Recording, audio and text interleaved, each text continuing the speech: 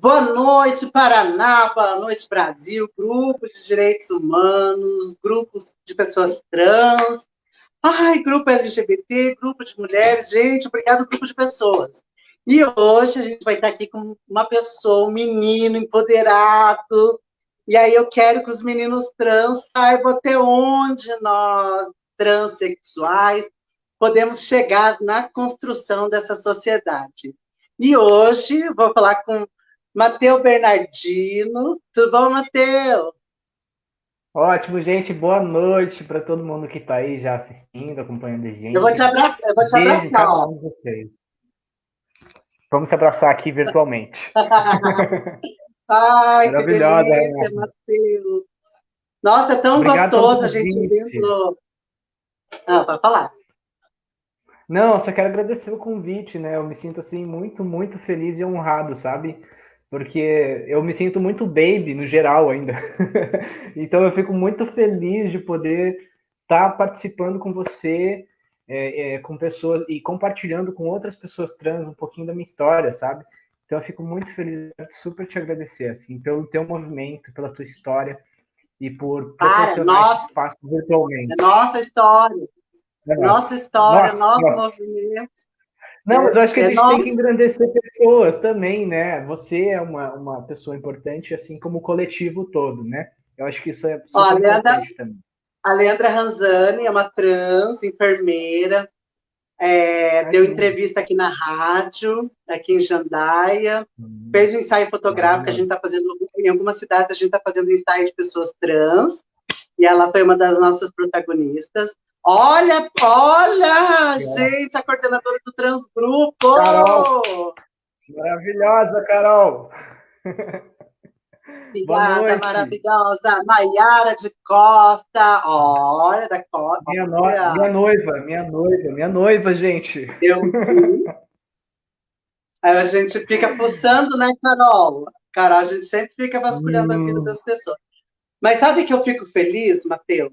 Por exemplo, assim, é, que eu acho que nos últimos anos a gente está rompendo uma barreira gigantesca, que é a transfobia internalizada, muitas vezes, né? aham, sim, exatamente. E aí, Ainda é o comum projeto. isso, né? Falar, Internalização da transfobia, né? Pode falar, Carol. Ah, nossa, Renata, desculpa. Tá com agora delay. o projeto ele se chama assim, o projeto Eu Sou. E aí eu gostaria que você contasse para o pessoal que está assistindo quem é o Uhum. Mateus, como que foi essa construção do Mateus, né, para os meninos que estão assistindo, que é muito importante.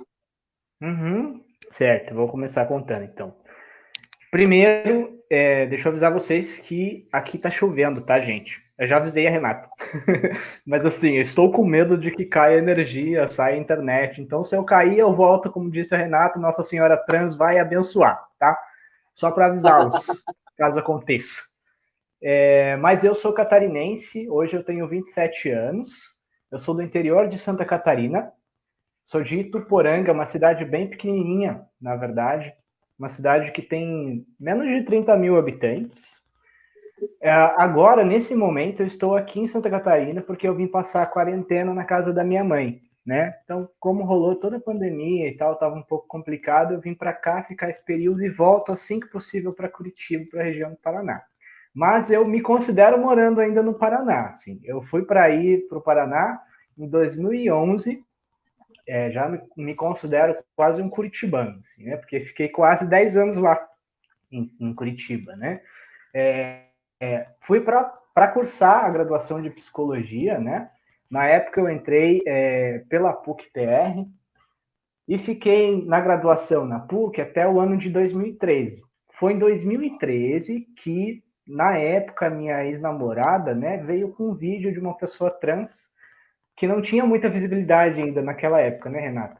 Então, tinha alguns vídeos aqui ou ali no YouTube. Hoje tem muita gente no YouTube, né, levando a nossa experiência aí para o mundo inteiro, né? Então, isso é muito bonito também, porque as pessoas conseguem se identificar mais facilmente hoje, né, também com a identidade e a apresentação da vida e da experiência de outras pessoas pela internet, né? mas naquela época tinha muito pouco, ainda muito pouco vídeo, tal, no YouTube, muito pouca informação compartilhada, né? Então, naquela época, a minha ex-namorada acabou encontrando um homem trans brasileiro que é de Curitiba, hoje está no Nordeste, mas foi uma pessoa super importante nessa época. Oi? O Caito? O Caito? Não, não foi o Kaito. O Kaito eu conheci também logo depois, em 2014, eu acho. Mas nessa época foi o Pietro. O Pietro hoje está Ah, no Nordeste, mas o Pietro morava aqui na época. E aí, aí ele me levou tudo, né? No processo, ele foi me mostrando onde é que eu podia ir, como é que eu podia encontrar ajuda, porque eu não entendia nada. Enfim, você está naquela época que você vai tentar entender, então, como é que você pode, né, fazer aqueles processos de transição, que a gente chama, que são importantes para cada um, né? E aí é muito singular. Para mim, era muito necessário, no meu processo de transição, o acompanhamento psicoterapêutico, o acompanhamento hormonal e depois eu também realizei a cirurgia, né, de mastectomia. Então comecei em 2013, mais ou menos na metade do ano. Em novembro comecei a hormonização e em 2014 eu fiz a mastectomia. Mas assim, nessa época eu tive que trancar a faculdade, né? Então eu não tinha opção financeira, não tinha condição financeira. Então eu optei por trancar a minha graduação e buscar aquilo que ia me realizar como pessoa, né, que ia me fazer mais completo, mais integrado com a minha identidade de gênero. Foi onde, então, eu comecei acompanhamento psicoterapêutico, e aí hormonização, fiz todo o processo. Depois, nessa época também, o CEPAT, né, estava começando a ser aberto ainda, estava ali saindo do papel, né? Acho que foi ali por 2013, 2014, eu não lembro exatamente qual ano que foi, né? Mas então, nesse primeiro ano do CEPAT eu ainda não estava lá, né, fazendo acompanhamento. E logo um ano depois eu comecei a fazer todo o acompanhamento pelo SUS. E eu lembro de uma pessoa super importante para o CEPAT na época, e que hoje ainda é muito importante, que é a Carla Amaral, né? Maravilhosa, vou exaltar também ela aqui, porque pessoas incríveis que precisam ser exaltadas também dentro do nosso coletivo, né, Renata? E então isso foi lá em 2013, 2014, e aí em 2015 eu mudei de faculdade. Saí da PUC e migrei para a FAI. Terminei a minha graduação na FAI, porque a FAI ela tinha toda a normativa para o nome social já estabelecida, né? A gente tinha um grande problema, e ainda tem um grande problema na PUC, que é o fato de que eles não aceitam bem o nome social, não respeitam, não tem normativa, não tem diretriz sobre o nome social na PUC. Então, naquela época eu optei. A Carol está dizendo que foi em 2013 o CEPAT, né? Obrigado, Carol. E aí eu optei, então, por ir para a FAI, né? Que já tinha toda a diretriz, toda a normativa. Consegui terminar a minha graduação lá na FAI. No meio da graduação ali na FAI, eu consegui também passar pelo processo de retificação de prenome e gênero nos documentos. Naquela época ainda a gente não tinha aprovado aquela determinação do STF para mudar nos cartórios, então eu tive que passar também por todo aquele processo de pegar laudo, de certa forma, juntar provas da minha existência e da minha identidade, né? Para que então passasse pelo crivo de um juiz, para que ele determinasse se eu podia ou não retificar o prenome e o gênero nos documentos, né? Isso aconteceu lá em 2015 para 2016. Terminei minha graduação em 2017 para 2018, e aí eu já entrei no mestrado. Prestei a seleção para o mestrado, né, na Universidade Federal, e toda a minha pesquisa, dentro de uma área que a gente chama metodológica, né, que é a fenomenologia e o método fenomenológico heurístico. Então, o que eu fiz durante o meu processo de mestrado? Estudei a transmasculinidade. E aí, como ele é um método que permite o sensível, permite que eu participe como centro da pesquisa, né, e não tem aquela coisa da suposta neutralidade científica, né? Eu estava ali engajado nessa pesquisa o tempo inteiro, no centro dela e dialogando sobre a minha experiência como pessoa trans e a experiência de mais 5 pessoas da região de Curitiba, né? Então, entrevistei mais 5 homens trans, e aí foi um processo todo incrível, muito sensível, onde eu pude aprofundar tanto o conhecimento mais teórico, né, quanto experiencial. Acho que a vivência, né, vivenciar isso junto com os pares, né, junto com outros parceiros aí de vida, de história, de coletivo, foi muito importante para mim. E aí eu comecei, e aí a Meg estava na minha defesa, estava na minha qualificação, a Meg super me incentivando, e ela foi uma referência super importante durante o processo de pesquisa, né, dentro da Universidade Federal do Paraná. E uma coisa que eu aprendi muito com a Meg, que eu tenho levado comigo e tenho sempre falado sobre, é o quanto que a nossa existência, como pessoa, como singularidade e como coletivo, é uma potência de vida. A Meg um dia usou essa palavra, né? Sobre o quanto o meu trabalho estava sendo potente, mas o quanto a nossa existência é potente também. E aí eu peguei isso, sim, agarrei isso com muita força para mostrar que é possível, né? Que é possível que nós possamos galgar espaços, galgar direitos, sermos reconhecidos. Infelizmente, ainda tendo que resistir com muita luta, né, Renata? Mas, assim, a gente está aí, está mostrando que é potente, que a gente pode estar em todos os lugares. E graças a toda essa história de luta, que principalmente mulheres trans, travestis têm feito já há tantas décadas, né, no Brasil, que hoje eu posso estar aqui ocupando esse lugar, sendo Olha a Mames psicólogo. aí, ó. Olha a Mames comentando. Lá, maravilhosa. Não sei se ela estava aqui, mas vou exaltá-la de novo. Incrível essa mulher. Outra referência muito importante para mim, né? Então eu fico feliz de que a gente tenha avançado tanto, ainda temos muito a avançar, né? Mas eu fico muito feliz de poder estar compartilhando esse momento com vocês. E não falei o que eu estou fazendo agora, né? Deixa eu falar. Depois do mestrado, terminei o mestrado no ano passado, em abril de 2020. Já estava no meio da pandemia, né?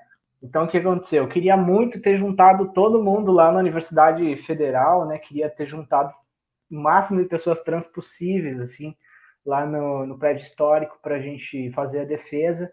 E aí, infelizmente, não deu, porque a gente já estava com todas as restrições, teve que ficar em isolamento, né? E uma série de problemáticas. E aí eu tive que defender online. Mas ainda assim, eu acho que tiveram umas 52, 53 pessoas assistindo a defesa, que é grande coisa se a gente pensar, né? Que às vezes os trabalhos acadêmicos eles não chegam muito nas pessoas, né? Então eu fiquei bem feliz com isso também. Assim, terminei então em 2020 o mestrado. Em 2019 ainda foi quando eu me associei ao Transgrupo. Aí eu fui lá, falei com a Carol me recebeu super bem, maravilhosa, fiz a minha associação ao Transgrupo e comecei aí a atuar atendendo pessoas trans pelo Transgrupo, né? Desde a metade de 2019. E a gente fez algumas rodas de conversa também, que eu participei junto com a Carol. Teve uma roda de conversa que a gente participou em uma escola, por exemplo. E aí eu fui também pelo coletivo Apolo, de pessoas transmasculinas, que é um coletivo do Paraná também de pessoas transmasculinas, né? Que também fez algumas rodas de conversa, continua se dialogando assim internamente.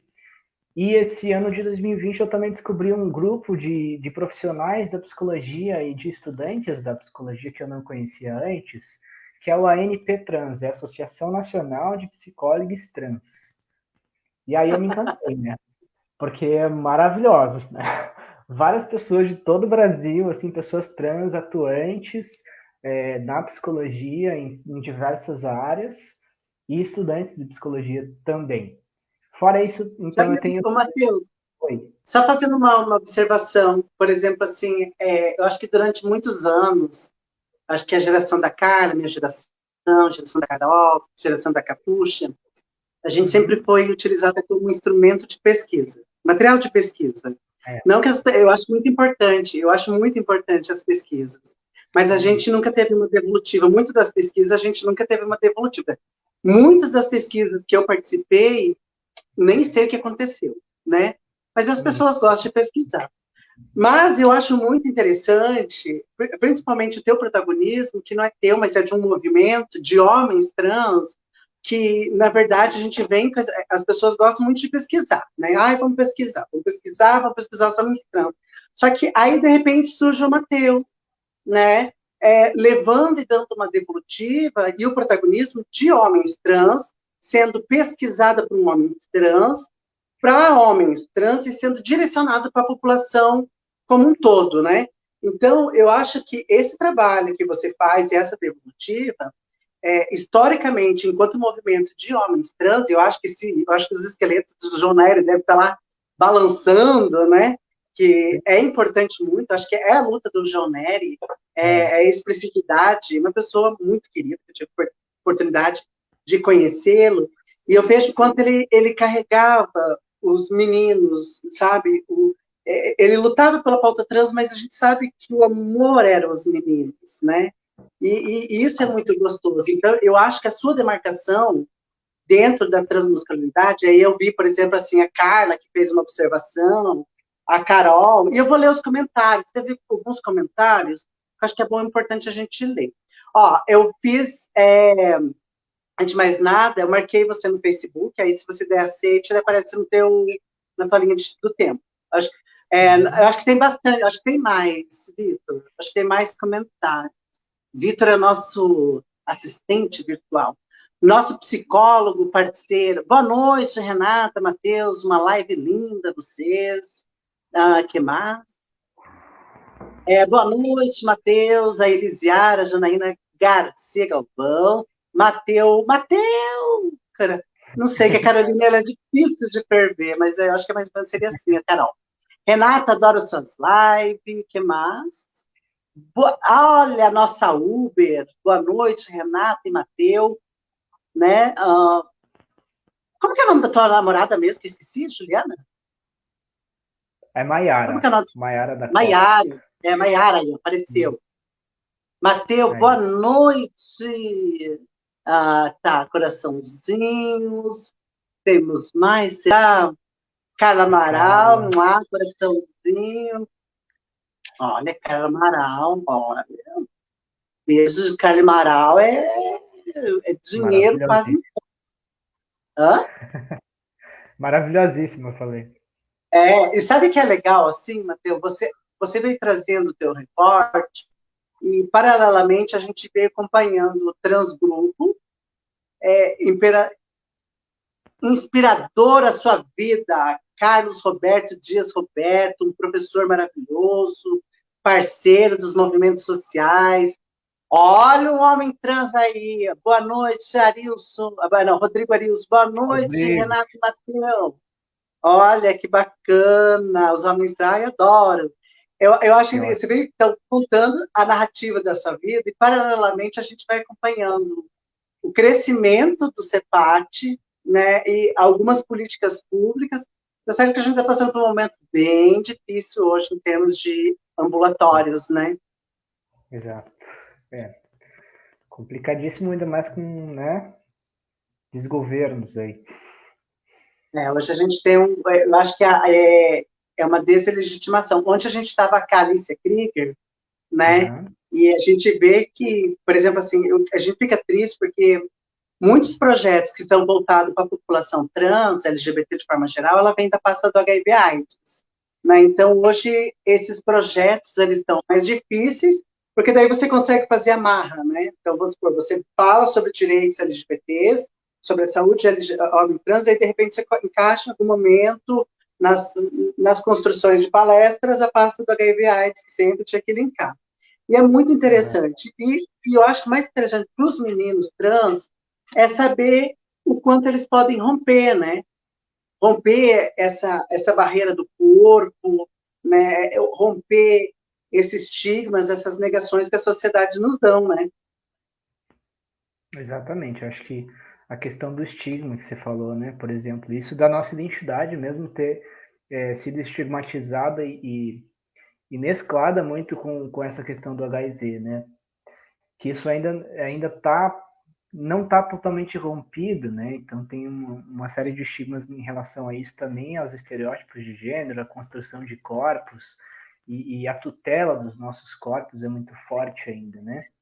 Então é difícil, falando agora do trabalho clínico, né, é difícil às vezes até diferenciar a pessoa trans, fazer com que ela perceba às vezes, né, o quanto que esses estigmas talvez adoeçam ela, né, não porque ela tem uma identidade doente, como por muito tempo foi enxergado assim, né? Mas porque existe esse estigma que é histórico, que recai sobre ela e sobre a construção dessa identidade ao longo da sua vida, né?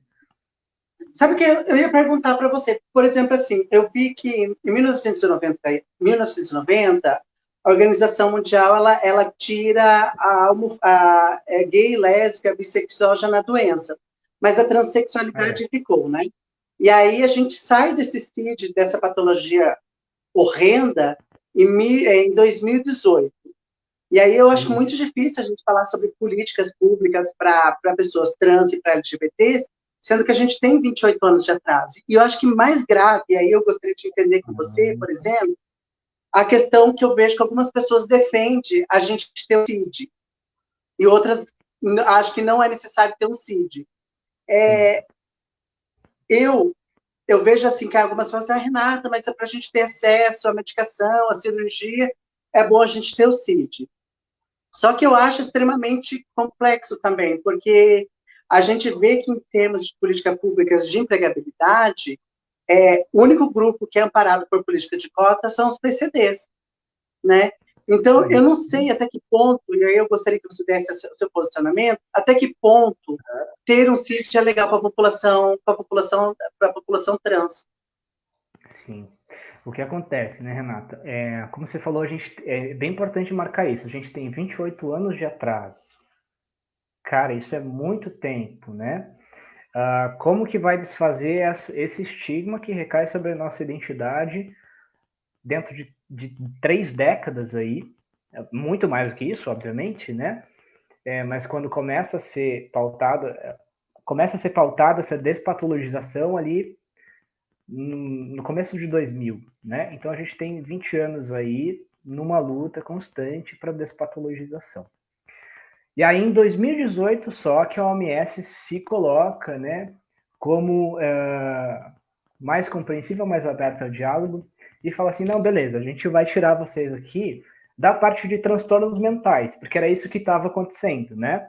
A gente tinha o transexualismo no CID-10, F64.0, dentro da pasta lá do Código de Doenças de Transtornos Mentais, né? Como se isso fosse um transtorno mental. É tipo assim, a gente tem um transtorno de personalidade, uma dissociação de identidade, praticamente, né? Então, veja, isso coloca toda a nossa existência como doença. A gente não tem um espaço, não tem um lugar. E aí você precisa se enquadrar nos sintomas ainda, né? O que é bem problemático. Aí em 2018 eles fazem o quê? Tá bom, a gente entendeu que vocês querem a despatologização. Vamos mudar vocês de lugar. Vamos tirar vocês de transtornos mentais. Vamos passar para as condições de saúde sexual. Só que o que acontece aí? Em vez de ter uma abordagem realmente despatologizante, eles quase mudaram 6 por meia dúzia. Porque eles fizeram o quê? Tiraram o transexualismo dos transtornos mentais, beleza? Colocaram lá na saúde sexual e colocaram com o seguinte nome: incongruência de gênero. Incongruência continua sendo algo fora da norma, fora do natural, fora daquilo que obviamente é validado, né? Como algo como da potência da existência, né? Como algo de possibilidade da existência da pessoa. E mais uma vez, os sintomas estão lá. Então você precisa apresentar determinados comportamentos, estereótipos de gênero. Então tem toda uma ideia de gênero que é colonizada, enfim, que é extremamente machista, que é transfóbica e que está lá e a gente precisa se encaixar naquele diagnóstico. De novo. Então, eles continuam colocando a nossa identidade como uma patologia. Porque, na medida que você coloca incongruência de gênero, né, você está dizendo que existe uma normalidade, que é a cisgeneridade, né, que é você manter essa suposta congruência com o seu gênero que foi lhe atribuído no nascimento, que tem a ver com especificamente seu genital, né? Basicamente. E, Aí, Matheus, eu hoje até eu faço parte da sou afiliada na ANTA. Por exemplo, assim, eu só discuto movimentos sociais se a gente discutir a cisgeneridade.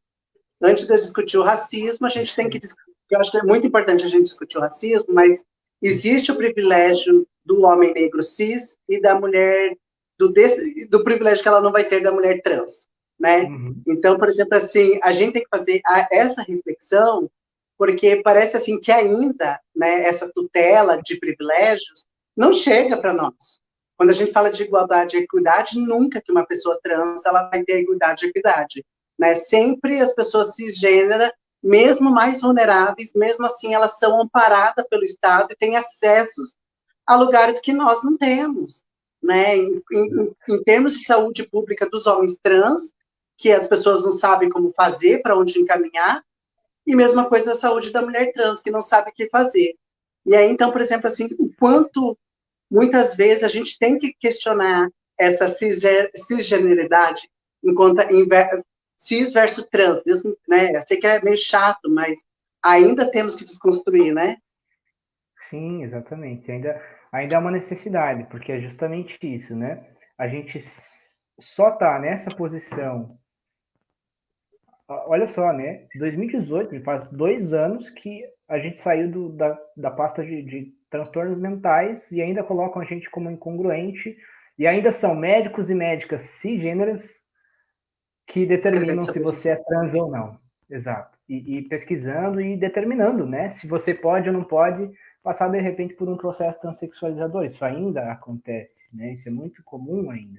Eu, E, eu e vejo que tem algumas trans que fazem justamente essa questionalidade dessa tutela da cisgeneridade sobre corpos trans. Né? Uma delas vai dar uma live para gente, por exemplo, assim, uma das nossas convidadas que vão entrar aqui, por sinal, é ela que me indicou você, perguntaram para ela se ela fazia xixi sentada ou em pé.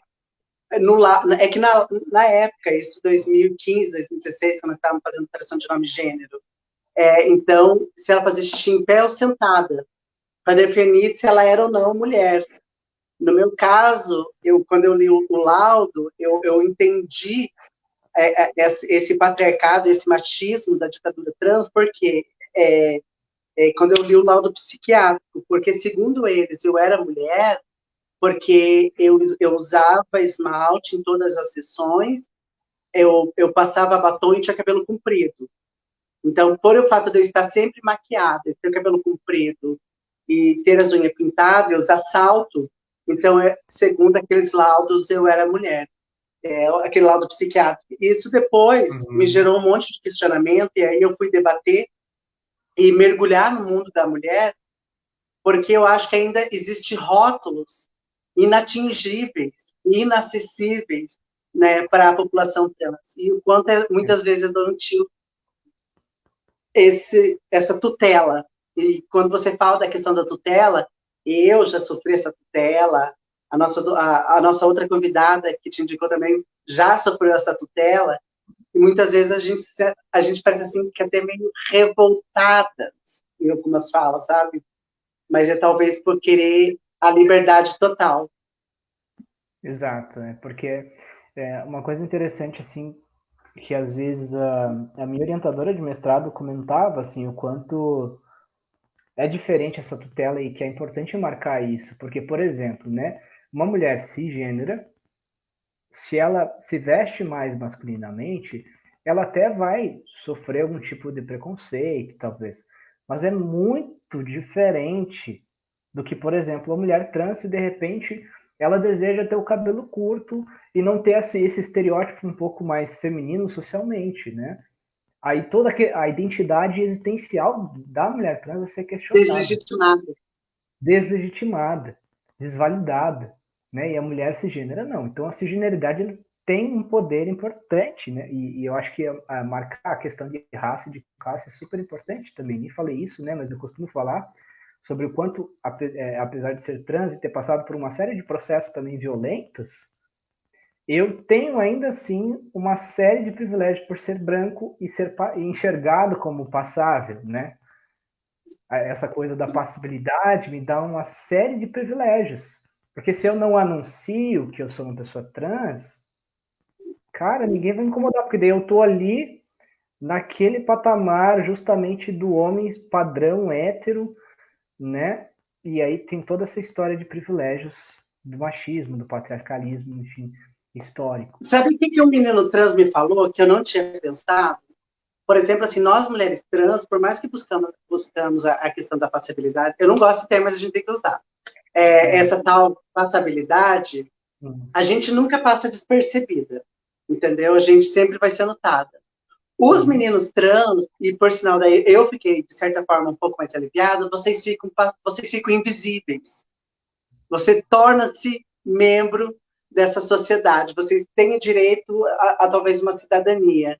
E é quanto engraçado, assim, engraçado, triste, talvez, não sei qual é a palavra, comparação da pauta dos homens trans com as mulheres trans. Porque quanto mais a gente busca performar essa feminilidade que a sociedade tanto dita na gente, a gente nunca é incorporada. Muito pelo contrário, a gente é mais objetificada.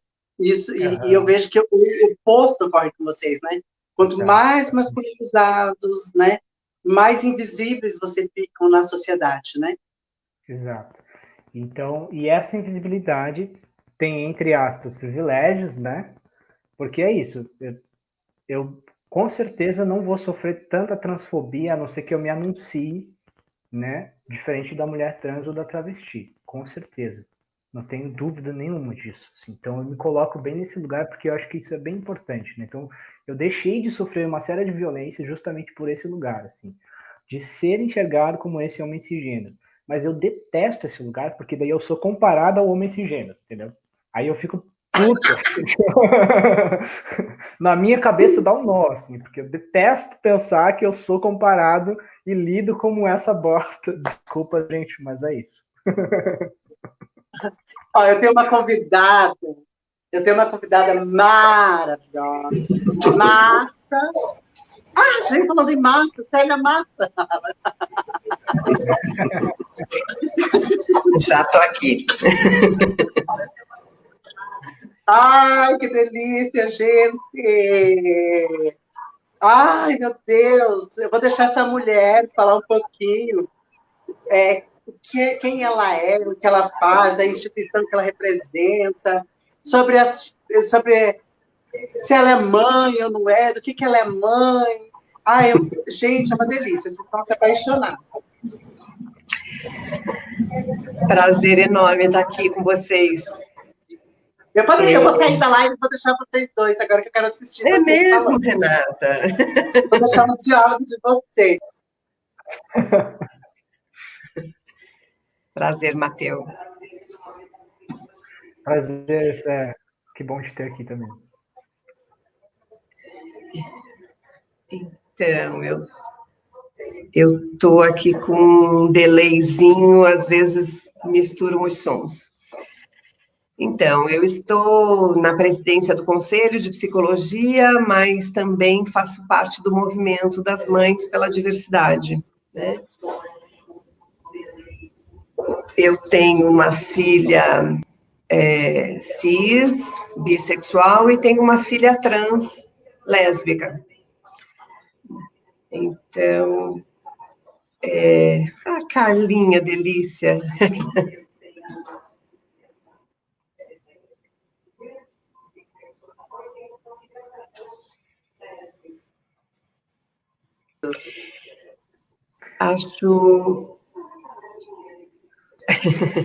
Acho fundamental que a gente fale, né, da importância que é dar a visibilidade para as pessoas trans, quando existem vários movimentos em nome da saúde mental que acabam invisibilizando muitas vezes.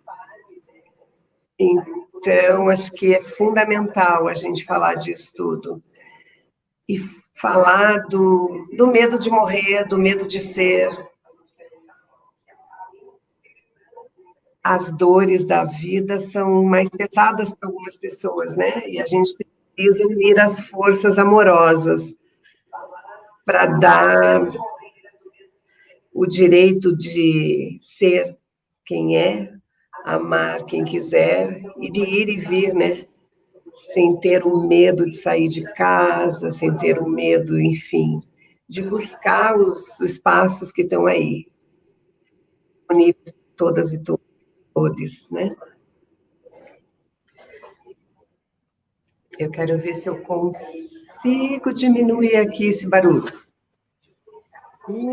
Ai, que delícia! Você viu que delícia, Matheus? É tão gostoso porque a Célia, ela está numa profissão que sempre está presente em todos os movimentos sociais.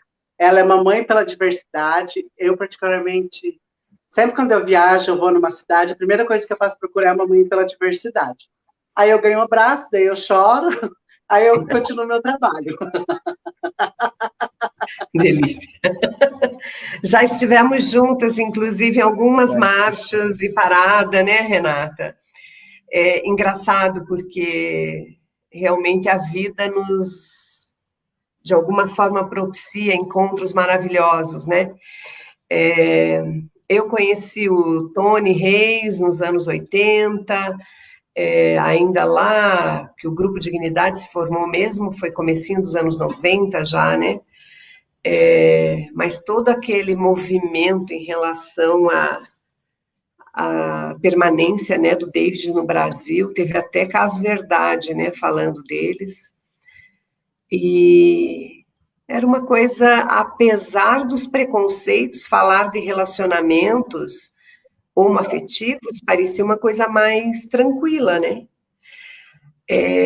Ainda existem pessoas que acreditam que as pessoas trans são gays e lésbicas mal resolvidas, né? Não sei se vocês já ouviram esse tipo de absurdo, né?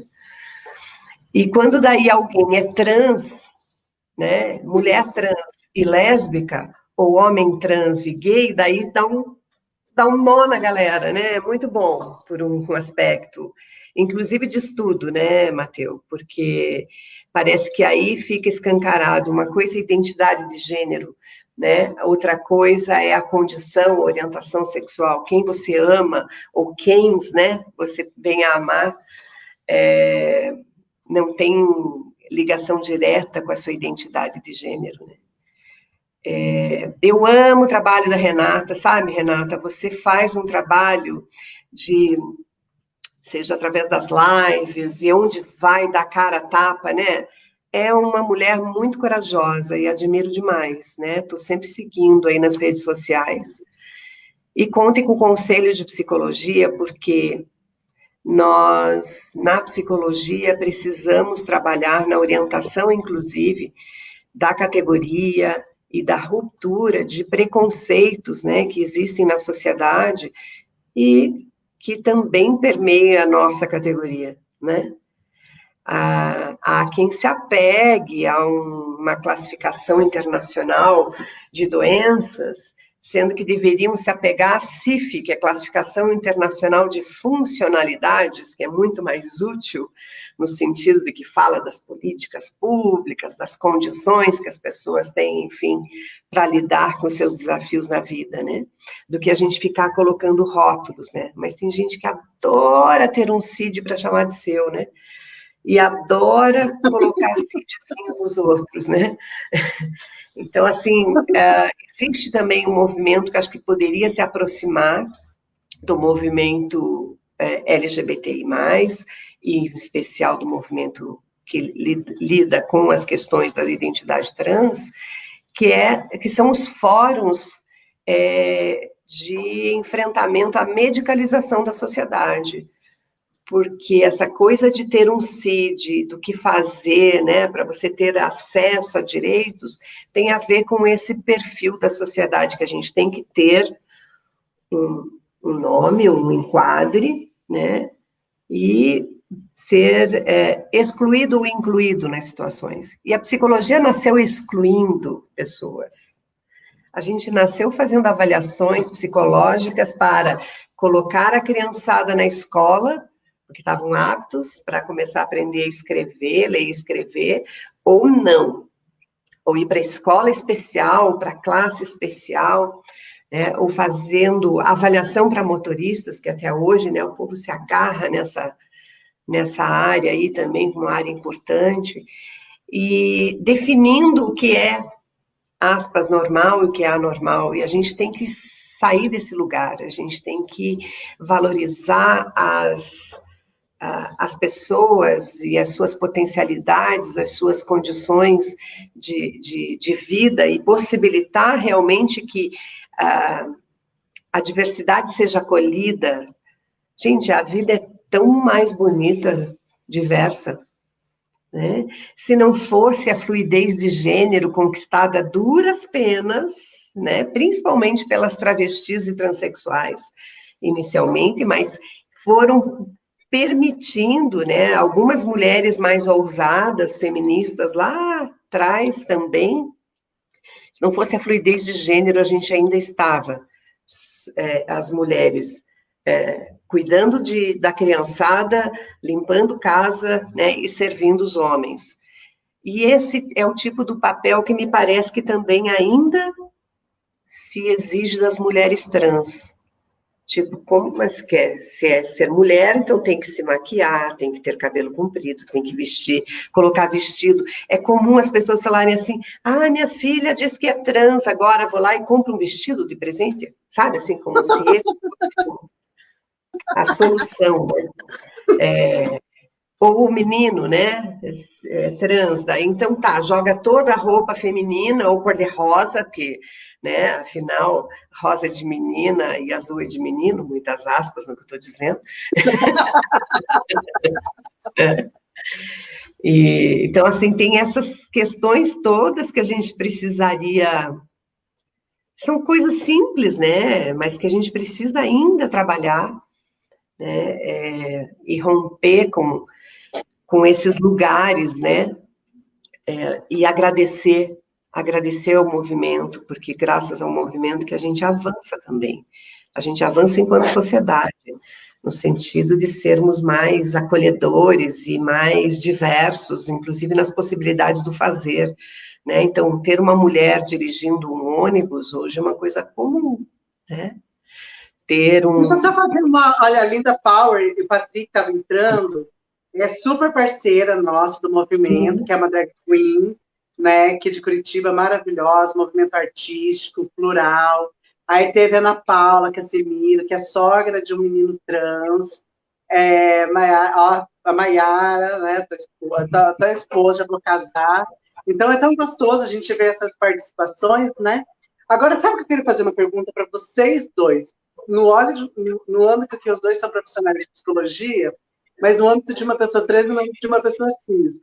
Quando chegou aquela psicologia cristã, que falando assim, eu fiquei horrorizada, assim, sabe?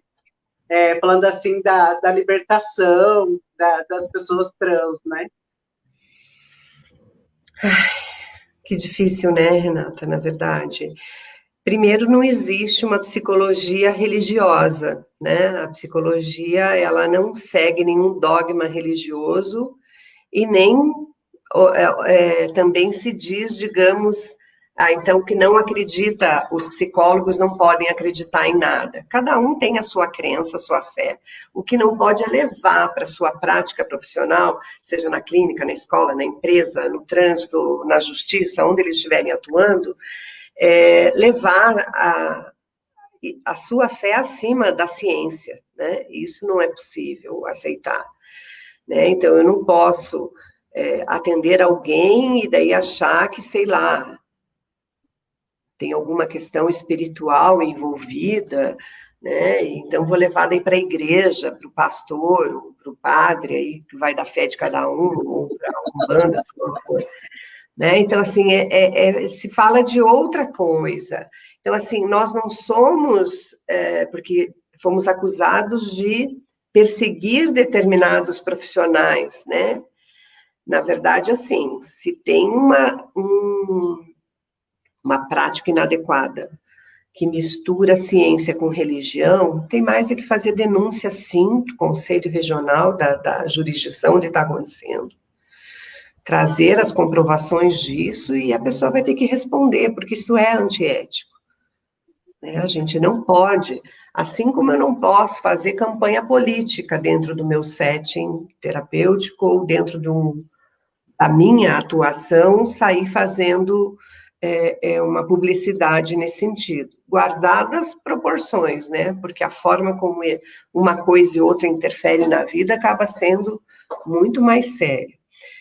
E é difícil, né? Às vezes nos questionam, inclusive, como que deixaram se candidatar um pessoal que a gente sabe que tem uma prática equivocada nessa área. Se não tem prova contra, não teve processo que impediu essas pessoas, né, de estarem nessa frente, elas vão poder se candidatar, inclusive entrar no sistema, né? Assim como a gente elege os nossos representantes, mesmo que não votemos neles, mas a maioria votar, tá aí, né? Diga. Eu vejo assim, a questão da religiosidade, eu acho que também é super importante. Eu vejo, sabe, Matheus, dentro do próprio movimento feminista, às vezes existe alguma ala do movimento feminista que acha que as mulheres cristãs não devem, as mulheres religiosas não devem participar do movimento, mas eu acho que deve. Eu acho que a gente tem que contemplar todas as pluralidades, igual a Célia falou, que a religião, independente seja um bandista, candomblessista, não pode expressar durante a sua fala. E eu acho que isso também acontece com os nossos deputados, nossos prefeitos, né?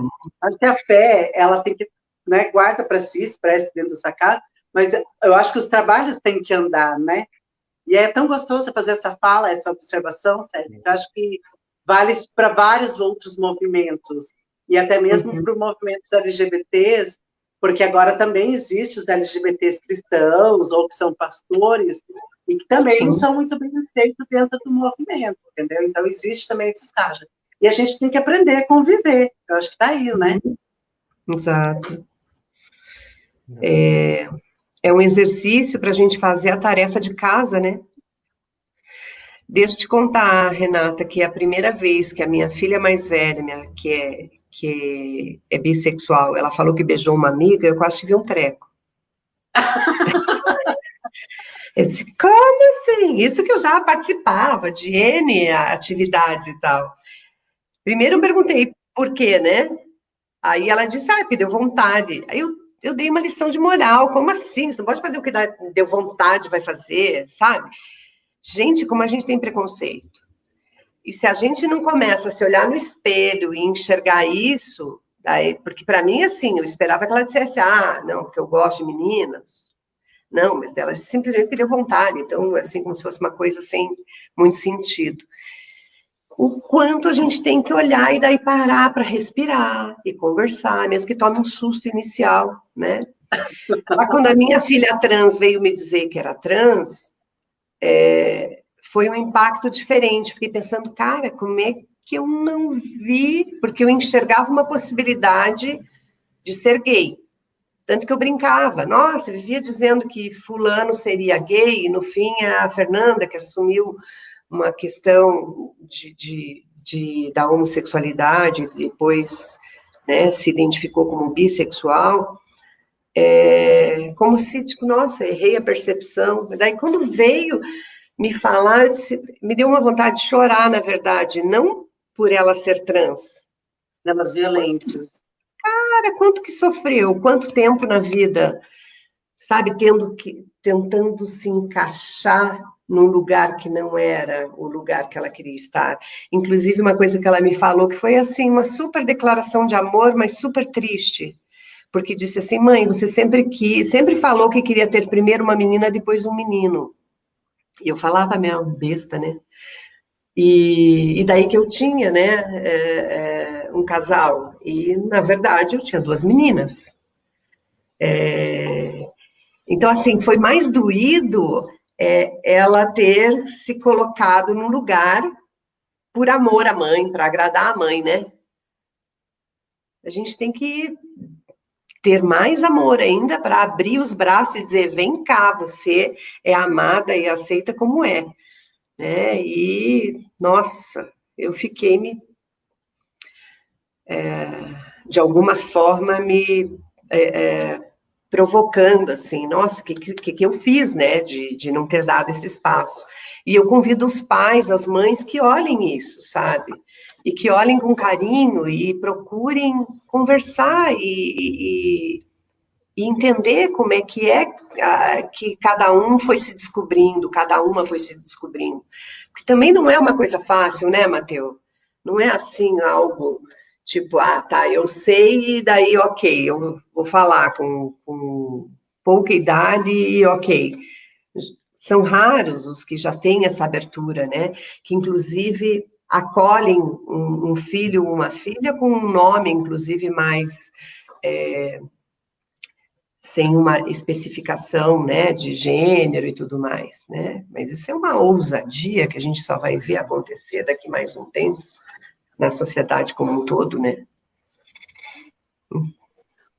Eu Ô, falo Matheus, demais. deixa eu só Porque Linda a Power, o expectativa, mundo né, seria Thalia? tão melhor se as pessoas olhassem Oi. mais para seus próprios umbigos, o direito de ser, de se identificar como você se sente feliz, ninguém tem o direito de julgar. Eu acho que tem um comentário da Carla Amaral também, ó, aplausos para a Célia, de Carla Amaral. Matheus, deixa eu só perguntar para vocês. A gente estava falando sobre a tutela do patriarcado, do machismo sobre os nossos corpos, das mulheres trans. Né? Eu acho que isso é muito. Eu acho que a Célia também sofre isso. Primeiro, para ela ser mulher, aí ela está à frente de uma instituição, provavelmente ela também vai sofrer, mais ou menos, dependendo dos espaços, mas vai sofrer por ela ser mulher. Vocês, homens trans, vocês sentem também isso do patriarcado, do machismo, ou não? Vocês não têm essa deslegitimação que a gente tem diária? Uhum. O que acontece, né? Para aqueles que têm um processo de externalização mais, entre aspas, tardio, né? Ou seja, está adulto já, essa pessoa provavelmente passou por uma adolescência, era lido como menina, mulher, enfim. Nessa leitura, incide sobre esse corpo justamente o machismo e o patriarcalismo, enfim, a misoginia, né? Porque esse corpo é lido socialmente como o corpo feminino, né? Então, muitos homens trans que passaram, principalmente por essa adolescência, sendo reconhecidos socialmente ainda como mulheres, muitas vezes sofreram abuso, com certeza sofreram abuso, uma série de assédios sexuais, uma série de assédios morais no geral, né? Uhum. Eu e tantos outros podem relatar essas histórias, com certeza, porque o nosso corpo era lido assim em algum momento, né? A partir do momento que a gente faz um processo de transição, realmente a gente vai intervir talvez no corpo, no mundo, né? Mas quem intervém no corpo, que vai fazer uma hormonização ou uma mastectomia, enfim, o machismo não deixa de deliberar contra a gente. Por Uhum. quê? Por exemplo, vou dar um exemplo muito nítido sobre isso. Eu não sou considerado homem de verdade pela família de quem eu namoro.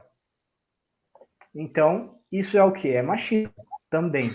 Tem da transfobia em si, né? Porque existe um macho alfa determinado por um falo que tem esse lugar de homem de verdade. Ele é o senhor do poder, eu não sou, porque eu não tenho um falo, né? Então eu continuo numa outra configuração, sofrendo da mesma forma. E até sofrendo a implicação de que existe toda uma estrutura social que empurra para esse lugar, para eu reproduzir esse lugar do machismo, né? Para eu ser esse homem, desculpa a palavra, escroto. Né? Então tem todo esse processo de incidência sobre esse corpo que era lido como feminino e sofreu toda a série de assédios morais e sexuais, enfim, possíveis, inclusive a mulheres cisgêneras e mulheres trans, e depois também nos empurrado esse lugar de que você ou tem que dar conta de ser também um machista para ser reconhecido como homem, então não é homem de verdade, porque você não tem o falo. É muito pesado isso, né? Homem de verdade e mulher de verdade. Quer dizer, mulher de verdade é aquela que tem um útero e que pode parir, né? Sendo que quantas mulheres cis não querem parir, não querem ter filho, como se a feminilidade e a maternidade estivessem de uma forma abraçadas, né? Que você tem que desempenhar esse papel lá do tempo das cavernas, né? Eu acho muito pequeno, na verdade, né? Você reduz uma identidade às genitálias, né? Então, a identidade se dá por aí. E outra coisa que talvez, aí agora, Matheus pode me dizer, tem uma questão, né, falocêntrica, né, da nossa sociedade, mas das famílias acharem, então, assim, o fato de a pessoa não ter um genital masculino é menos ameaçador, como se as violências sexuais, os abusos, os estupros precisassem de um pinto, né? A gente vê as situações que envolvem as situações de abuso, que se usa N coisas, nem sempre o pinto entra na história, né? É horrível, né? Falar desse nível de violência que existe por aí. Mas é muito louco isso, né? O quanto o falo é o centro do universo, né? Deixa eu só fazer uma E aí eu observação, lembrei. e eu vou passar a ter uma pergunta também para o Matheus. Eu estava assistindo, acho que hoje ou ontem, no Discovery History, por exemplo, assim, a questão do culto de algumas sociedades antigas ao falo ereto. E o quanto Uhum. os homens ele, era associado a essa masculinidade, a questão do falo. Né? E ainda, é muito engraçado, porque a gente está falando de 2021, mas ainda indireta ou diretamente, a gente está fazendo o culto ao falo. E aí é engraçado, porque por mais que as mulheres trans estejam falo, nós também não temos esse sistema de privilégio. Então, é bem questionável essa questão do falo, só que é, tem que performar uma masculinidade para você ser incorporada, né? Ó, Mateus, você acha que os homens trans sofrem menos com a transição do que as mulheres trans?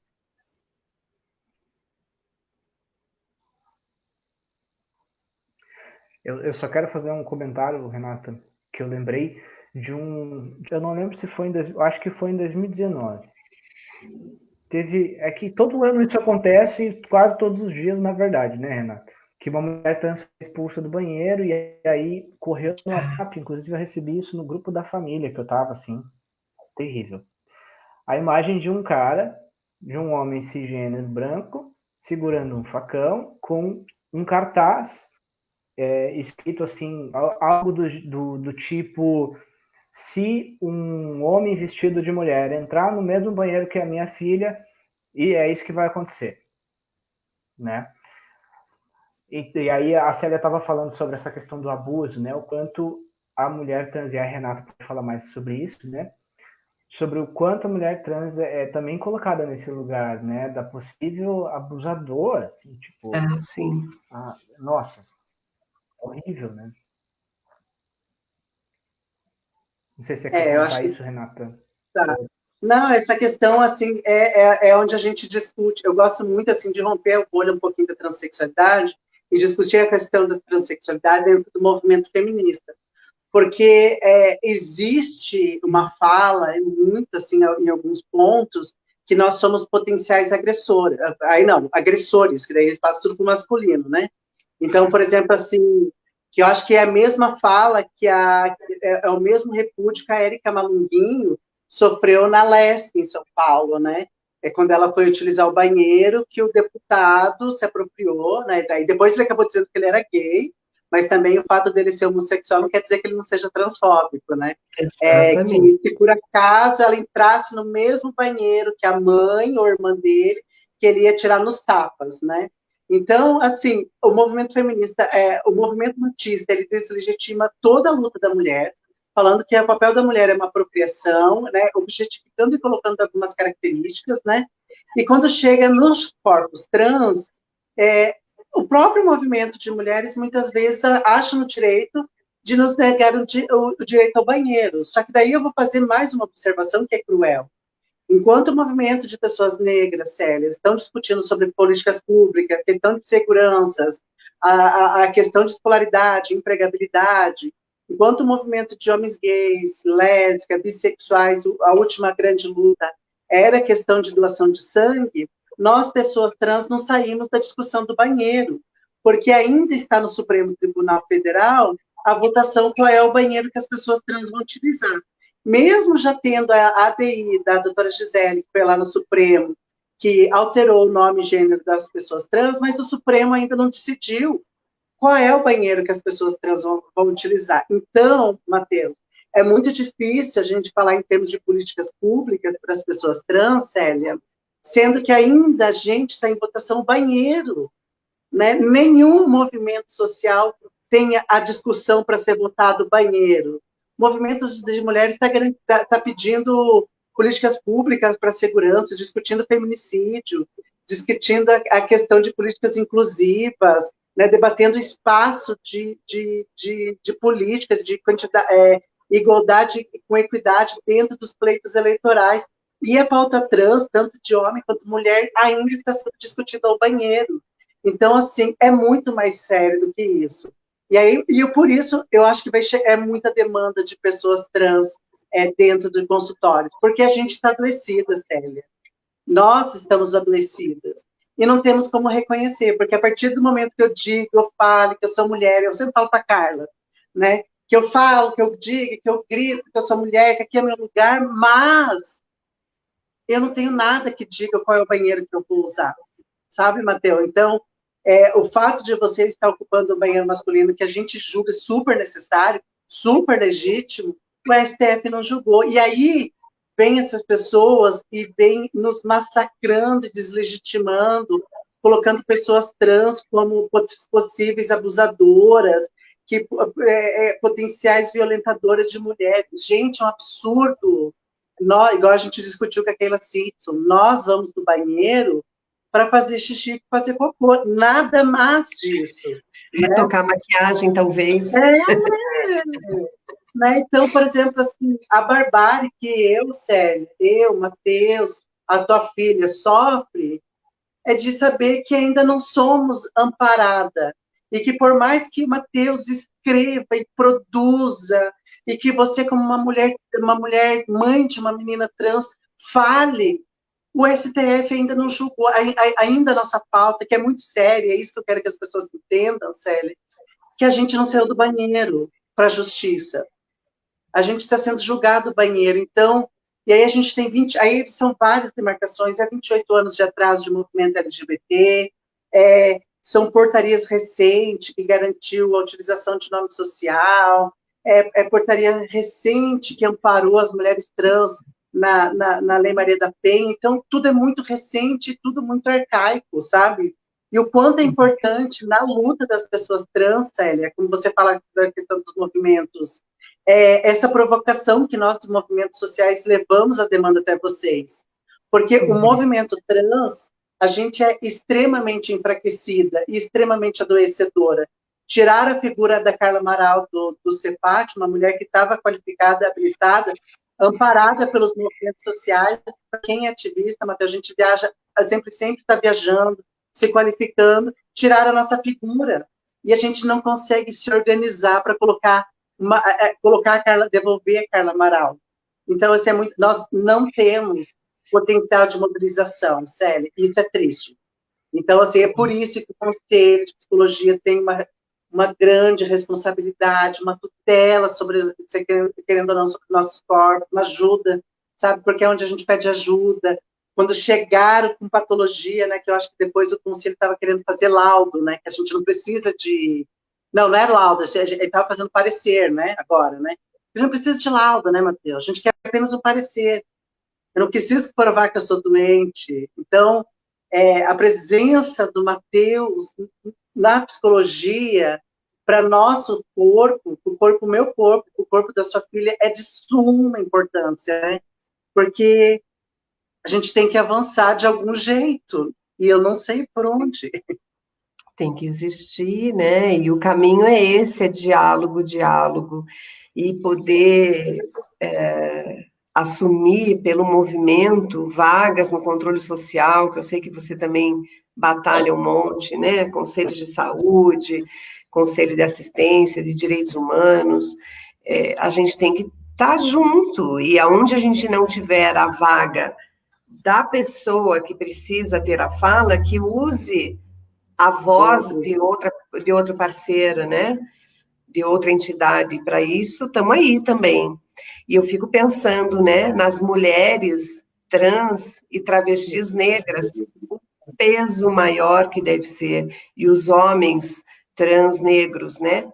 É uma somatória daí de questões, né, de impasses aí, para ter que encarar na vida, né, esse mundo racista, transfóbico, principalmente LGBTfóbico, mas principalmente transfóbico, porque dentro do próprio movimento, muitas vezes existe divisão, né? Quem é... E entre coisas que eu já acompanhei até, assim, situações de quem é mais ou quem é menos. Ah, tudo bem ser gay, mas não precisa dar pinta, né? Então, esse tipo de situação, a gente vai revelando os preconceitos, e é isso que a gente precisa, na verdade, é escancarar. Quando vê uma situação dessa, sabe, meio que, qual é o problema, né?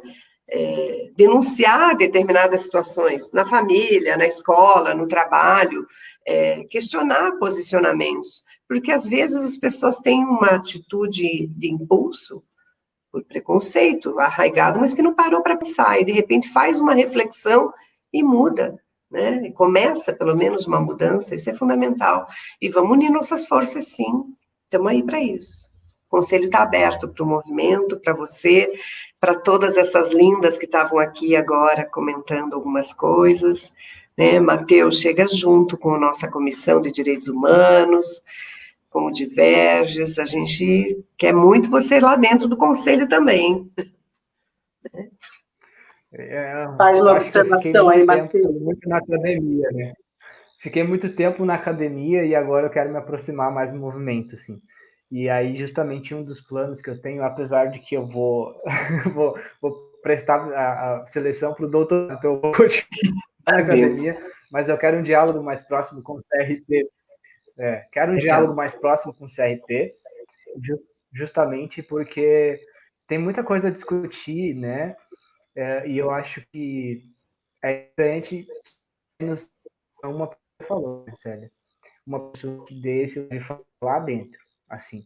A gente já tem no Brasil inteiro muitas pessoas aí. Muitas pessoas não, mas temos algumas dentro de conselhos, né? Um exemplo disso é a Jaqueline Gomes de Jesus, né?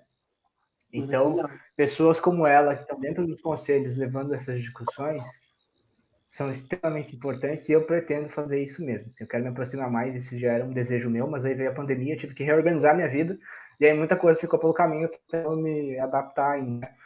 Então, esse é um desejo com certeza, assim, e eu acho que vale frisar que para quem encontrar, porque assim, muitas pessoas que eu venho acompanhando na clínica trazem para mim assim, algo escasso, como chegarem falando que passaram recentemente, assim, não é tipo há 10 anos atrás, recentemente por transfobia com outros profissionais de psicologia, né? O que está acontecendo que esses profissionais não estão recebendo essas discussões, se atualizando, se abrindo, né, para acolher a pessoa trans em todas as suas necessidades, com devido respeito, devido à ética, e prezando pelo cuidado, pela integridade dessa pessoa, né? O que está acontecendo? E isso, infelizmente, é muito comum ainda. Então, a gente ainda está num debate muito quente, né, Célia? Eu acho que ainda tem um impacto, assim, na classe, né? Não sei que você pode falar mais do que você está dentro do CRP, né? Mas aqui de fora eu sinto isso, né? Ainda sinto isso. Assim. Então, quanto mais gente de fora a gente puder trazer, tanto para dentro do conselho, né, ajudar, inclusive, a criar as referências técnicas de orientação e tudo mais. O que a gente vê, assim, você faz um evento de orientação, quem vai assistir? Quem tem já sensibilidade para aquele assunto, né? Não é a pessoa que, tipo, ai, não quero ouvir falar disso, né? Quem precisaria ouvir mais é o último a chegar perto. Por isso, a nossa intervenção num encontro social, na família, em N momentos, em N situações que a gente possa verificar uma situação de preconceito, né? Se a gente se manifesta no sentido de fazer refletir, não é armar barraco, né? No sentido de fazer um fervo numa determinada situação, porque isso afasta. É fazer perguntas mesmo, tipo, oi, se falou aí que a pessoa, por exemplo, né, já que estamos falando de banheiro ainda, né, Renata? Que a pessoa não pode estar no banheiro, torcer o nariz porque a pessoa entrou no banheiro, qual é o problema? Né? Porque olha o fetiche dessa galera, gente, ficam achando o quê? Que a mulher trans vai entrar no banheiro estuprando a mulherada? Isso é desejo? O homem trans no banheiro vai inibir a masculinidade, enfim, os machos de plantão? Qual é o medo, né? A gente está não só numa situação muito primária, né, Rê? A gente está numa situação ainda de lidar com sentimentos básicos, que é medo, raiva, sabe? São coisas muito primárias. A gente tem que lidar com isso primeiro para chegar num outro nível, né? Porque primeiro é o Sério? susto, diga. Mas eu acho que, igual eu sempre falo para as meninas e para os meninos, o problema não está mais em nós. A gente já pagou um preço bem alto para assumir o que somos, né? Perfeita esta colocação da série, disse a Linda Paula. Eu falo para as meninas e para os meninos trans, assim, gente, o problema não está mais em nós. A gente já se assumiu, a gente já se expressou, a gente já manifestou, assim, quem tem que resolver são eles e elas que nos apontam, porque a gente só quer viver, né? É o que eu falo para as meninas, para os meninos aqui, e quando eu vou viajando. A gente não quer nada demais, sério. Eu não quero um terceiro banheiro, eu não quero privilégio, eu só quero o que está na Constituição. Eu quero me tornar uma igual. Eu quero que quando eu ando na rua e sofrer qualquer uma forma de violência e contactar a polícia, que ela me ampare também, do mesmo jeito que ampara as mulheres e homens cis. Eu quero que, por exemplo, assim, quando eu vou no sistema, numa UPA, uma no PS, que do mesmo jeito que os pais... Eu sei que é muito difícil falar em SUS no Brasil, mas quando eu quero que o mesmo direito que as pessoas têm na saúde, que eu também tenha, né? Eu não quero, assim, políticas diferenciadas para o Mateu. Eu não quero... Só que o que eu preciso, numa outra contraponta, é que, por exemplo, assim, se a gente for fazer hormonioterapia, usar os bloqueadores nas meninas trans que vivem em sistema de prostituição, eu tenho que criar uma outra forma de fazer essas meninas se qualificarem para alguma coisa, porque a gente vai deixar elas mais vulneráveis, ou seja, porque a gente sabe que a grande maioria dos homens que procuram os profissionais do sexo são passivos, e aí eu vou bloquear algo que é o ganha-pão dela. Então, eu tenho que, paralelamente, buscar qualificação, né, profissionalizar essas meninas. E também eu, como uma mulher trans, eu tenho que entender que a hormonioterapia não é para todas, nem todas querem ser bloqueadas. Mas as meninas, algumas querem ter pelo menos acesso ao estradiol. Então, a questão da hormonioterapia, ela é muito fundamental, mas ela também vai fazer um outro contraponto, que eu tenho que pensar na educação e na profissionalização. Né? Então, por exemplo, assim, a nossa pauta ela é complexa, e é isso que eu falo para as meninas e meninos, e com outras pessoas que eu vou conversar. Eu não quero nada mais, nada menos do que as outras pessoas têm. Eu quero ter direito à escolaridade, direito de ir e vir, o direito à saúde, né? Aí, por exemplo, assim, tem alguns tratamentos que eu estava vendo, sério. Por exemplo, assim, Eu não estou deslegitimando, acho que foi a Alicia Krieger que falou em uma das lives que parece que para o AMI, acho que quando tem aquela síndrome do AMI, aquela doencinha, parece que o tratamento é cento e poucos mil por mês, que ela estava falando. Então, assim, e para nós, o tratamento de hormonioterapia no SUS sairia R$2, R$3, segundo ela. Então, por que, de repente, umas pessoas têm acesso a um valor maior? Porque a hormonioterapia, ela não é questão de estética, ela é saúde pública, porque a gente flerta muito com o suicídio, né? Eu, nesse período da pandemia, aqui no interior, eu vou vendo as meninas tentando suicídio, falando que vai se matar, sabe, Matheus? Eu acompanho as meninas e os meninos.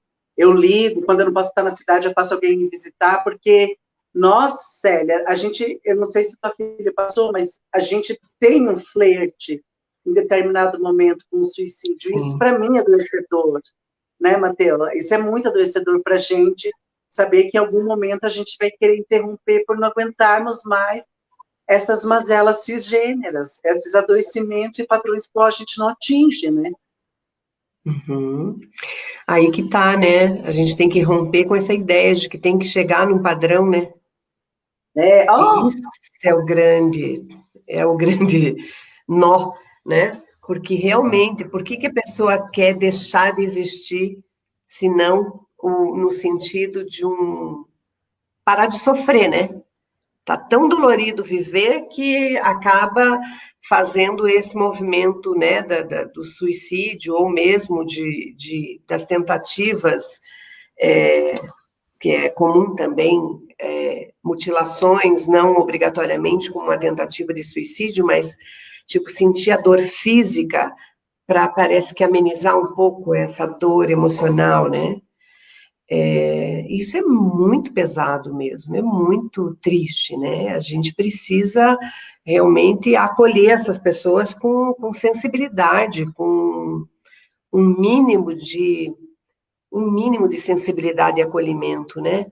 Porque até a palavra empatia é questionável em algumas situações, né? O colocar-se no lugar, você não consegue se colocar no lugar, né? Mas ouvir com carinho o que a pessoa está te trazendo, né? E trabalhar isso, e tentar trabalhar com as famílias, né? Eu trabalho com terapia de família. Muitos anos atrás, eu tinha uma colega que me perguntou: credo, Célia, você atende tanto casal gay, você não tem receio de ficar conhecida como terapeuta de gays? Que maravilha, né? Não tem problema com isso. Porque, assim, imagine, terapia de casal e família, o que você vê? Um padrãozão, né? Heteronormativo, né? A questão das pessoas cis, né? Então, chega papai, mamãe, filhinhos, né? E casal, então, né? É um homem e uma mulher cis, né? E, de repente, atender casais homossexuais, ou, enfim, homoafetivos, uma coisa que podia ser algo ruim para a clínica. Eu digo, socorro, e é nessa que a gente tem que... E por quê? Qual é o problema? E começar a questionar, porque não adianta também só na hora você dar a bronca e morrer aí, não. Tem que fazer a pessoa pensar, né? Essa pessoa passou a atender, inclusive, pessoas LGBT com outro olhar, né? Não de imediato, mas foi se trabalhando. E isso acho que é importante também, né? Eu sei que vocês estão por aqui, né? Não tem tempo nem paciência mais para esperar que as pessoas mudem e orientar as pessoas cis, dizer, olha, não é assim, é assado. Mas eu tenho obrigação de acreditar que a gente pode mudar, a gente pode melhorar, né? Eu vou fazer uma pergunta para o Matheus, para falar um pouquinho dos meninos trans, principalmente porque eu acho que, eu não sei, Matheus, posso estar errado aí, isso me chama atenção. Parece que os meninos trans, eles são ele tem mais depressivo que as meninas trans. Eu, ultimamente, eu estou assim, sério, só para complementar.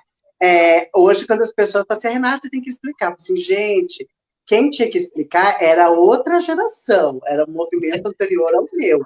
Hoje eu só vou ocupar, porque para mim o diálogo já aconteceu. Se não aconteceu, a falha não é minha, é das outras militantes. Já eu só vou ocupar o que é nosso. Então, Matheus, se puder falar um pouquinho, se você tiver esse conhecimento, e dar um pouquinho depois também da sua publicação. Legal. Renata, só um pouquinho que travou aqui, bem na hora que você estava me perguntando, e eu perdi, então você vai precisar repetir para mim. Não, por exemplo, assim, a questão, se os meninos, por exemplo, assim, eles são mais, eles são mais suscetíveis à depressão do que as meninas, ou se é igual.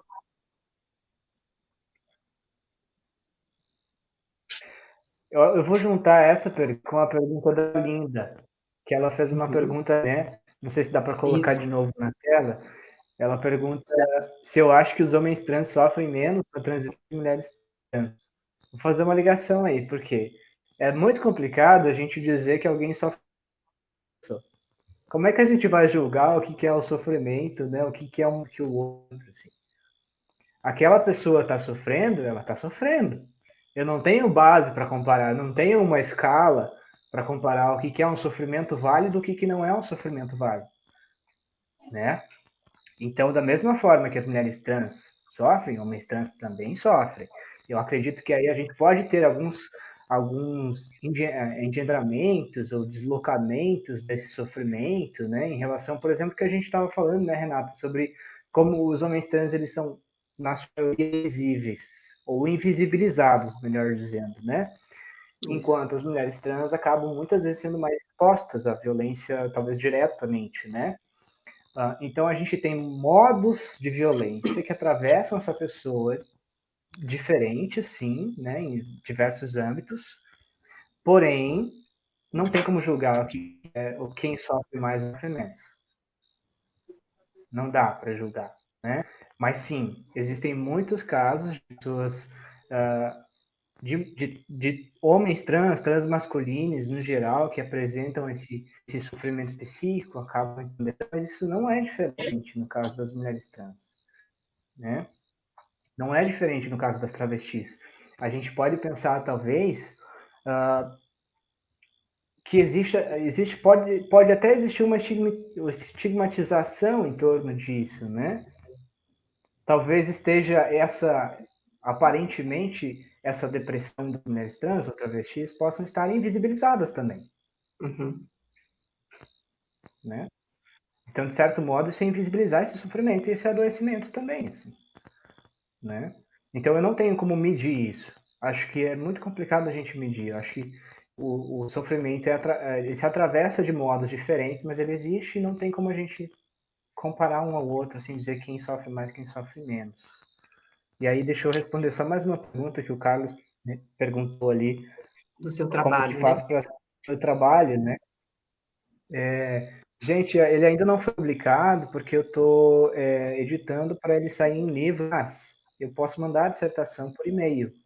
Então, se vocês Legal. quiserem mandar um e-mail, entrar em contato nas redes sociais, aí eu disponibilizo numa boa, tá? Por isso que ele não está publicado ainda lá na biblioteca da UFPR, tá? Que legal, que legal. O professor Carlos, ele é super parceiro, assim, ele trabalha com ele é um professor, então ele aqui, ele anda e permeia entre o Vale do Ivaí, está no movimento. Acho que a Linda Power comentou um vídeo, deixa eu ver, fez um comentário, acho que vai subir. Linda Paula, obrigada pelo esclarecimento, Matheus. Olha, o povo está assistindo. A Linda Paula Pascoal Zani, olha, é muito bacana quando as pessoas vão interagindo. E é muito importante. Oi? O Pascoal é um colega meu também de um projeto chamado Coletivamente, que também tem uns 30 psicólogos, mais ou menos, que se juntaram aí pensando na questão da pandemia, tudo, né, para fazer atendimentos online. Pascal é um colega de profissão. Que gostoso, né, Célia? A gente saber, assim, que querendo ou não, hoje, por exemplo, a gente tem um protagonismo de pessoas trans produzindo material sobre transmasculinos, o que para mim era uma coisa inédita. né? As nossas vivências sempre estiveram ali, né? Então, nós estamos produzindo. E aí nós temos um conselho, né, também, que está aí, nós temos uma mãe. E aí, Célia, eu gostaria também, porque assim, eu sei a minha vivência trans, o Matheus sabe a vivência dele, mas eu queria saber como é para uma mãe, né? Porque a sociedade, elas criam os pais, e eu sempre falo para as pessoas trans, que às vezes têm muita raiva e ódio dos pais, que eu falo assim, a gente tem que tentar entender também um pouquinho, né?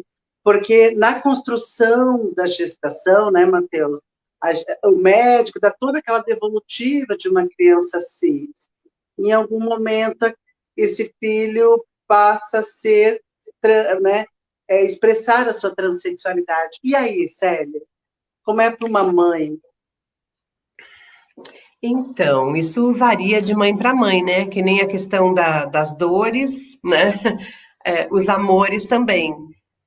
Não tem como medir, né? Ou ter um padrão. O que eu posso te dizer, a minha filha fez a transição bem tardiamente, né? Então, saiu de casa com uns 19 anos para estudar numa outra cidade, na mesma cidade que a namorada, tinha passado no vestibular, então, assim, morava com namorada, ia em festa de terno e gravata, sabe? Tem toda uma questão aí que levou um pouco mais de tempo para isso ficar mais nítido. Só que quando a pessoa fala e que você acolhe, começa a fazer uma pesquisa de memória e de história, você começa a lembrar de questões da infância, como eu comentei, né? Pensei, percebia uma atração pelo mundo feminino, né? Mas que era reprimido por N outras situações de machismo mesmo, né? Até o tom de voz. Fale como homem, sabe? Isso eu lembro que ela ouvia pra caramba. Eu tive que, em algumas situações, inclusive, intervir nesse tipo de repressão. Mas ainda não tinha o mínimo conhecimento para dizer, peraí, né? Não pode ser que a identidade seja outra, né? A expressão seja outra. Então, levou também tempo, né, nesse sentido. O que eu percebo no movimento de mães, que tem muita gente que ama demais seus filhos e filhas e que quer acolher e que, às vezes, outros membros da família não permitem ter o acolhimento como deveria ser, digamos, na família extensa. Tem pessoas perdidas, inseguras, querendo saber, e agora, né? Minha filha, meu filho me trouxe essa questão, como lidar? Então, a união das mães e pais, por meio do Mães pela Diversidade, por exemplo, faz muita diferença na vida de muita gente, sabe? Porque você troca experiência, para cada um, para cada uma, é diferente. Por sinal, o Mães pela Diversidade no Paraná hoje é coordenado por um PAN, né? Que é o Gustavo. É o Gustavo que está coordenando, né? Que é o pai da... Eu brinco que é da Maria, né? Joaquina, aquela coisa fofa. Né, a Marise passou o bastão, mas está lá, né? Estamos todo mundo junto aí nessa luta. O quanto é importante, na verdade, que assim, que mães mundo afora aí, que tem essa angústia de não saber como lidar, que cheguem, né? Seja pelas redes sociais mesmo, no Mães pela Diversidade, vão trocar figurinha, né? Algumas vão dar dicas de coisas que já passaram, tipo, já passei por esse momento, e por superar determinados desafios. Uma coisa muito difícil, que eu acho que para a pessoa trans é complicado, quando a família volta e meia não se toca e chama pelo outro nome. Um nome que nem existe mais, né? Minha filha já fez toda a documentação e tal. É um terror, né? Mas logo que você leva um tempo, porque quem dirá quando é tardio, porque é muito tempo você chamando alguém, tendo uma relação com alguém com uma identidade X. Identidade agora falando só do nominho, não da amplitude, né?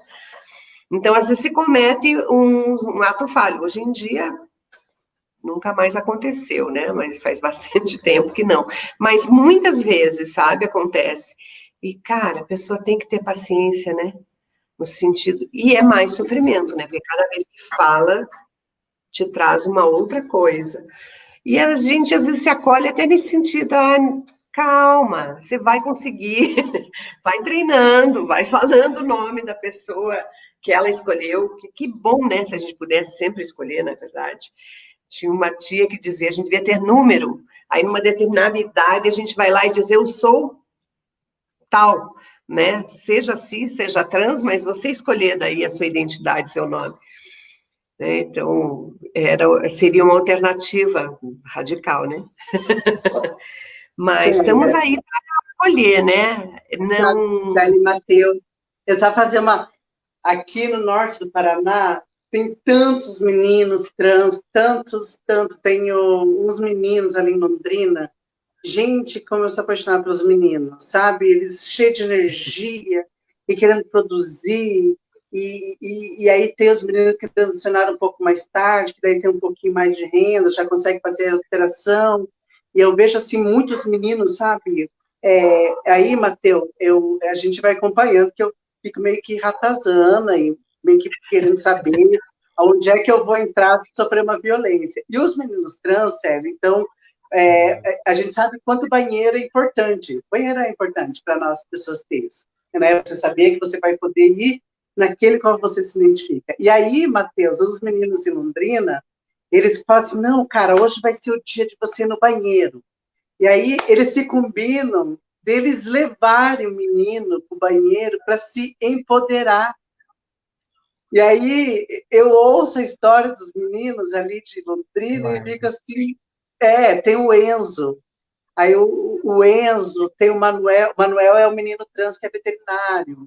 Aí tem o Renatinho, o Renato, tem o Renato Ferro, que é funcionário da Copel, né? E aí tem o Giovanni, que transicionou depois de uma certa idade, ele tem filha, e aí a filha é super aceita, está casando, e tem os outros meninos, assim, sabe? Então é muito legal a rede de contato e o grau de organização que hoje os meninos trans estão fazendo, que eu acho fundamental para o movimento, né? De criar rede de contato. Ali eles têm o Resistrans, Matheus, que é o grupo dos meninos trans de Londrina, como eles estão se articulando, empoderando o outro, né? De, não, vamos para o banheiro junto, né?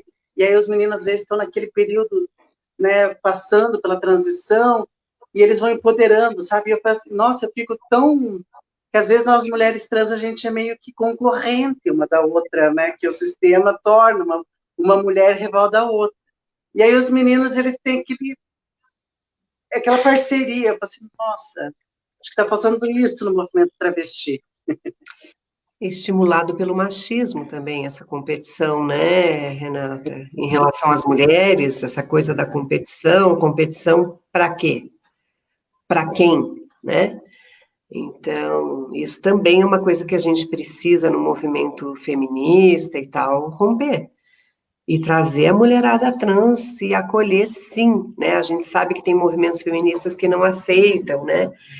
Que não entendem. Eu acho que o feminismo de verdade, ele acolhe mulheres. Mas sabe que eu vou jogar agora uma provocação para vocês, Matheus, que o movimento feminista fala assim, vocês não são mulheres porque mulher tem que ter o útero engravido. Porque aí a gente não consegue colocar homens no movimento feminista, porque homens não podem participar porque homens não engravidam. Mas agora a gente tem a demanda dos homens trans, né? Tem alguns homens trans que estão aí. Exato. E como é que a gente vai fazer agora com esse corpo, né, Matheus? E estão aí, estão engravidando, né? Então essa história de que, não, você não engravida, faz, né? Mas é isso, essas polarizações, eu acredito, né?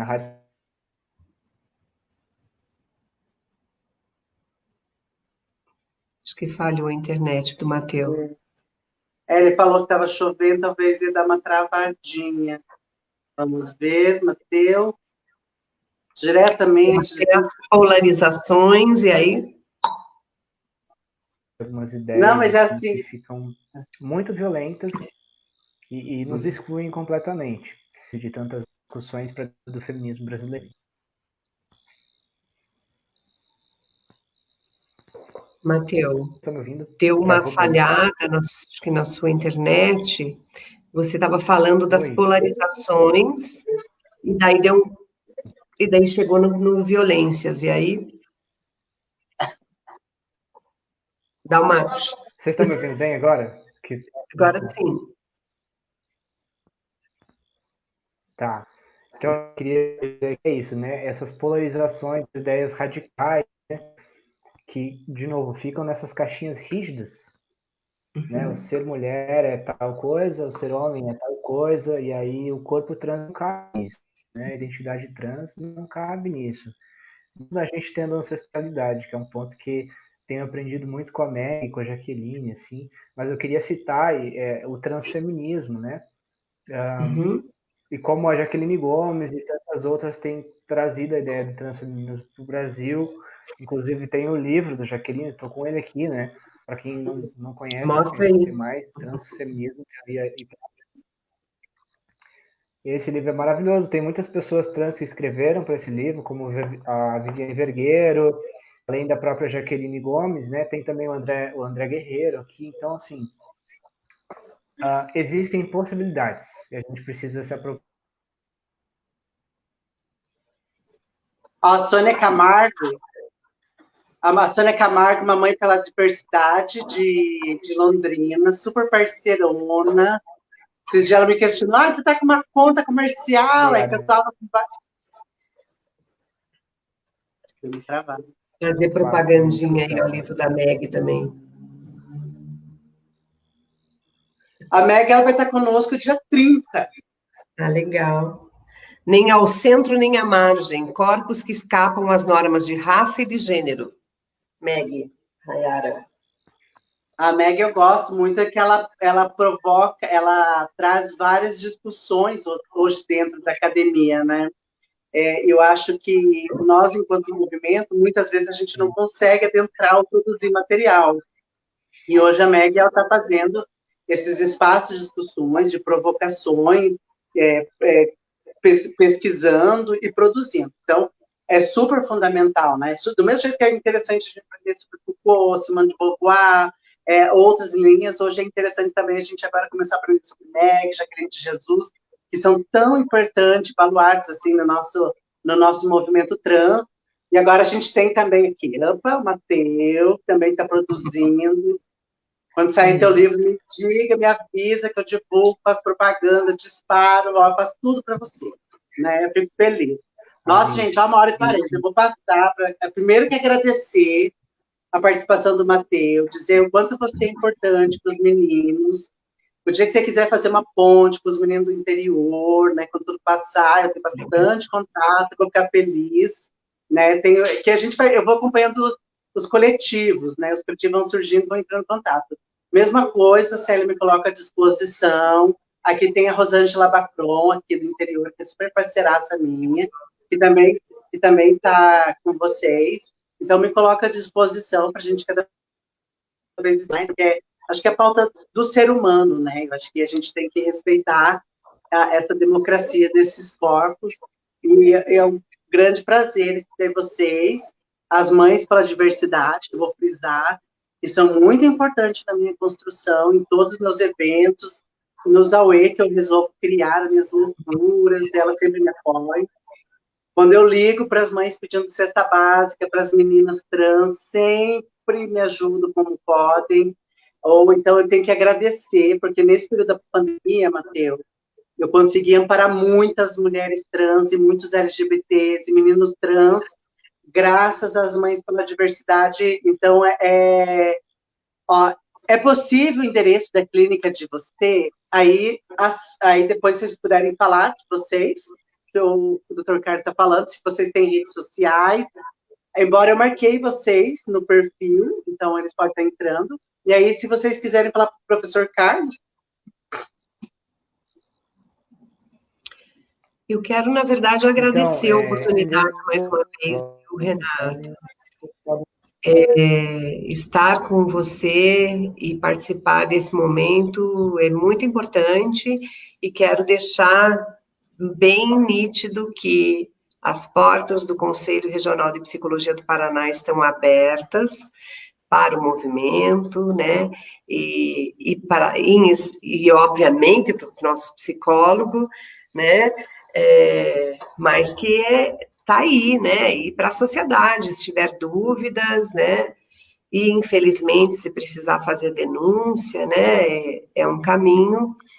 O nosso aberto nesse momento de pandemia é um aberto remoto, né? Então, a gente está fazendo os contatos de forma remota, tem número de WhatsApp, que não adianta ligar daí, porque é para o WhatsApp, para mensagem, e-mail, né? E tem formulários, inclusive, para denúncia, disponíveis no site. E as nossas reuniões também estão na modalidade virtual aí. Vamos conversar na sequência aí, né, Matheus? Quem quiser algum contato comigo, estou na rede aí, manda mensagem, a gente responde. Tá joia? Passo para o Matheus. Maravilha, eu quero agradecer imensamente, Renata, muito obrigado pelo convite. E agradeço essa ponte, né, com a Célia, com o CRP, com Mães pela Diversidade. Eu acho que isso é maravilhoso para todos nós, né? Muitos ganhos aí, muitos ganhos. Então, Renata, obrigado pela oportunidade. Fico bem feliz também de ter tanta gente participando, comentando, perguntando, né? Para mim é uma honra, assim, dividir esse espaço contigo, ser chamado por você, para a gente poder dialogar junto com a Célia aqui. E por ver tantas carinhas participando, né? Como a Carla, como a Carol. Gente, eu fico enormemente feliz, assim, realmente. Quero indicar mais 2 livros. Tiffany Odara, Pedagogia da Desobediência, outra pessoa trans maravilhosa. E mais uma psicóloga trans, Sofia Fávero, que tem esse livro sobre crianças trans, né? Para quem não conhece ainda também. Aí, ó, Célia tem lá também. Os dois. Célia, tem um livro novo dela, não sei se você já viu. Tem um livro novo da Sofia, chama Pajubá Tapia. É maravilhoso. Não. Então, se você não leu ainda, procure. Maravilhoso, maravilhoso. Mas é isso, muito obrigado. Eu queria muito poder abraçar todo mundo aí, mas quem precisar de mim, eu estou nas redes também, tem o meu WhatsApp, de repente manda mensagem no Facebook, tem a minha página profissional. Eu estou aqui à disposição, se eu puder ajudar de alguma forma, eu vou ajudar, tá bom? Gente, obrigado. E mais uma vez, precisando, me coloco à disposição de vocês. A gente acaba tendo contato, assim, na vida, né? Então, me coloco à disposição que vocês precisarem, né? E agradecer ao Transgrupo, porque foi a minha família, de onde eu surgi, onde eu tive a oportunidade de trabalhar. Agradecer às mães, mais uma vez, pela diversidade que eu amo de paixão, mãe Sônia, mãe Mara, mãe Marise, a mãe Denise, nossa, a mãe Vanderly, de Jacarezinho. Tem outras mães, agora tem mães de mulheres trans lá em Jacarezinho, tem 2 mães lá surgindo. Ai, nossa, tem Ixi. Ai, que delícia. Muito obrigada por vocês participarem. A gente que agradece. Beijo. Beijo. Muito obrigado. Beijo.